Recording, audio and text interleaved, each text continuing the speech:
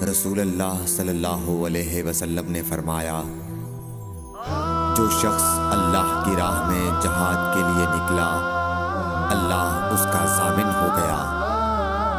اللہ تعالیٰ فرماتا ہے، اس کو میری ذات پر یقین اور میرے پیغمبروں کی تصدیق نے اس سرفروشی کے لیے گھر سے نکالا ہے۔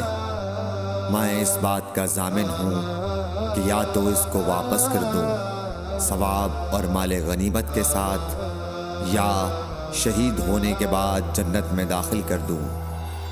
رسول اللہ صلی اللہ علیہ وسلم نے فرمایا، اور اگر میں اپنی امت پر اس کام کو دشوار نہ سمجھتا تو لشکر کا ساتھ نہ چھوڑتا، اور میری خواہش ہے کہ اللہ کی راہ میں مارا جاؤں، پھر زندہ کیا جاؤں، پھر مارا جاؤں، پھر زندہ کیا جاؤں، پھر مارا جاؤں۔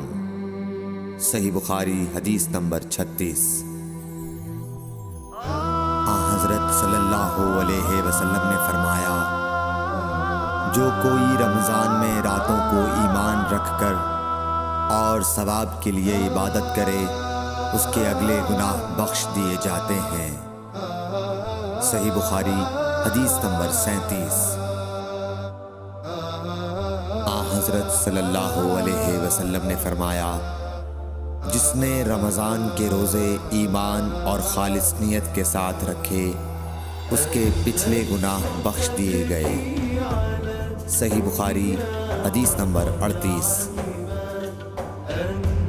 حضرت صلی اللہ علیہ وسلم نے فرمایا، بے شک دین آسان ہے، اور جو شخص دین میں سختی اختیار کرے گا تو دین اس پر غالب آ جائے گا اور اس کی سختی نہ چل سکے گی۔